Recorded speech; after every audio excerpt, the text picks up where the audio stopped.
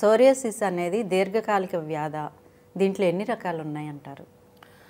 Psoriasis అన్నది దీర్ఘకాలిక రోగాల్లోకే వస్తుంది మేడం. ఇది అయితే క్రానిక్ డిసీజ్ కాకపోతే ఏంటంటే దీనిలో అప్పుడప్పుడు అక్యూట్ కండిషన్స్లోకి అది కన్వర్ట్ అయ్యేలాగా ఫ్లేయర్స్ వస్తుంటాయి అన్నమాట. ఎపిసోడ్స్ సడన్గా ఒక్కసారిగా వాళ్ళకి బాడీ అంతా వచ్చేయడము, ఆ తర్వాత మొత్తం అంతా కొంచెం సబ్సైడ్ అవ్వడము, మళ్ళీ రావడము, అలా జరుగుతూ ఉంటుంది అనమాట.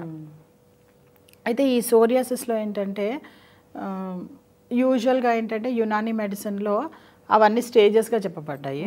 అంటే ఫస్ట్ ఏంటంటే ఒక చిన్న ఏమంటారు రెడ్డిష్ ఒక స్పాట్ రావడము, తర్వాత దానిపైన చిన్న చిన్న ర్యాషెస్ రావడం, ఆ తర్వాత ర్యాషెస్ వచ్చిన తర్వాత దాంట్లో చిన్నగా నీరు కారడము, దానిపైన తెల్ల తెల్లగా ఫ్లేక్స్ లాగా వస్తుంటాయి. ఆ తెల్ల ఇది స్కేలీ దీనిలో రాలిపోతూ ఉంటుంది అదంతా కూడా, స్కేల్స్ అంతా కూడాను. అలా తెల్లటి పొట్టు రావడం అనేది అదొక క్లాసికల్ సింప్టమ్.